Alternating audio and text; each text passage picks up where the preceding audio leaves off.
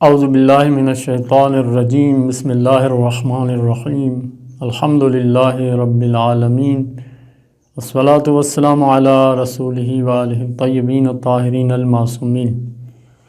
معرف قرآن کا 8واں حصہ 8ویں پارے کے موضوعات کی مختصر وضاحت۔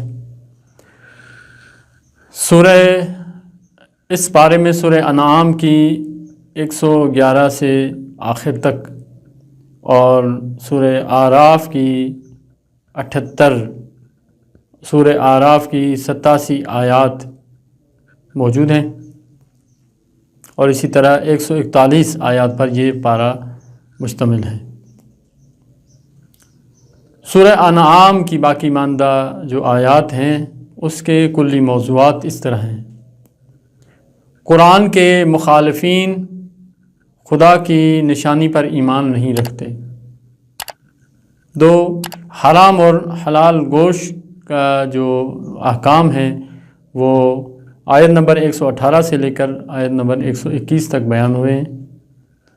اور تیسرا موضوع 125 نمبر آیت میں شرح صدر کے حوالے سے گفتگو ہے کہ خدا کی ہدایت ان لوگوں کو نصیب ہوتی ہے کہ جن کے سینے کو خداوند عالم کھول دیتا ہے، یعنی شرح صدر ان میں آ جاتی ہے۔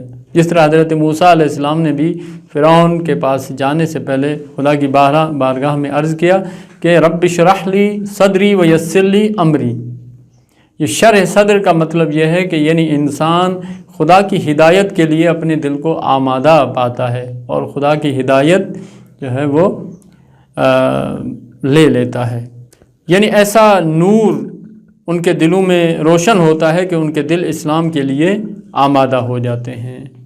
اسی طرح اس سورہ میں 10 مہم ترین دستور جو بنی اسرائیل کو بھی دیے گئے تھے اور اسی طرح اس امت اسلامیہ کو بھی ان 10 دستوروں سے جو ہے وہ نوازا گیا ہے۔ یہ 10 حکم ہیں کہ جن کی اطاعت کرنا ہر انسان پر واجب ہے۔ نمبر 1، خدا کا کسی کو شریک نہ قرار دیا جائے۔ نمبر 2، والدین کے ساتھ نیکی کرنا، یہ بھی بنی اسرائیل کے ساتھ بھی کو بھی یہ حکم دیے گئے تھے اور اسی طرح ہماری امت اسلامیہ کو بھی۔ تنگ دستی کی وجہ سے اپنی اولاد کو قتل نہ کرنا۔ نمبر 4، برے اعمال کے نزدیک بھی نہ ہونا، بے گناہ لوگوں کا قتل نہ کرنا، یتیم کے اموال کی طرف نہ جانا، ان کے قریب بھی نہ جانا، کم فروشی کرنے سے بچنا، معاملہ کرنے میں ناپ تول میں جو ہے وہ کم فروشی نہ کی جائے۔ اسی طرح فیصلہ کرتے وقت عدالت سے کام لینا، خدا کے کیے ہوئے عہد کو وفا کرنا، راہ مستقیم کی پیروی کرنا۔ یہ 10 احکام ہیں سورہ مائدہ کے اندر کے جو مہم ترین احکام ہیں۔ اسی طرح سورہ اعراف کی 87 آیات کے معارف۔ شیطان انسان کو گمراہ کرنے کی کوشش کرتا ہے۔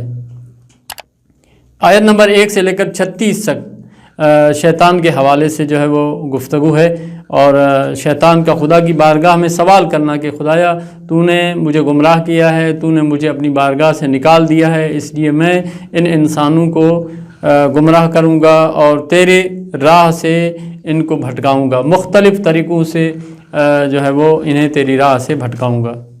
تو یہ شیطان وعدہ کر کے آیا اور خدا نے بھی فرمایا کہ جو تمہارے راہ پہ آ جائیں گے وہ تمہارے ہیں اور میرے مخلص بندے، میرے مومن بندے تمہارے پیچھے کبھی بھی نہیں آئیں گے۔ آیت نمبر 20 اور 21 میں حضرت آدم اور شیطان کا ماجرا ذکر ہوا ہے اور آیت نمبر 22 میں شیطان سے نجات کا وسیلہ لباس تقوی قرار دیا گیا ہے۔ جو انسان تقوی کا لباس پہن لیتا ہے شیطان اس کے قریب نہیں آتا۔ بہت سے افراد ایسے ہمارے معاشرے میں ملتے ہیں کہ باوجود جو ہے وہ مشکلات کے انہوں نے کبھی بھی اپنا ہاتھ شیطان کے ہاتھ میں نہیں دیا۔ اسی طرح اصحاب اعراف کا ذکر ہے اور سورہ اعراف کا نام بھی اسی عنوان سے ہے کہ اصحاب اعراف جو ہے وہ کیا ہے، کہ بہشت اور جہنم جو اس کے اوپر والے حصے میں ہوں گے ان کا نظارہ کر رہے ہوں گے، تو روایات بتاتی ہیں کہ ائمہ معصومین علیہ السلام فرماتے ہیں کہ ہم اصحاب اعراف ہیں کہ جو اہل جہنم اور اہل جنت کو سب لوگوں کو دیکھ رہے ہوں گے۔ خداوند عالم کی بارگاہ میں دعا ہے کہ ہمیں اس قرآن سے متمسک رہنے کی توفیق عطا فرمائے، اور اس قرآن کی جو رہنمائی اور ہدایات ہیں اس سے استفادہ کرتے ہوئے، اس کے حقیقی بندوں کی اطاعت کرتے ہوئے اپنی زندگی کو پاکیزہ کرنے کی توفیق عطا فرمائے۔ والسلام علیکم ورحمۃ اللہ وبرکاتہ۔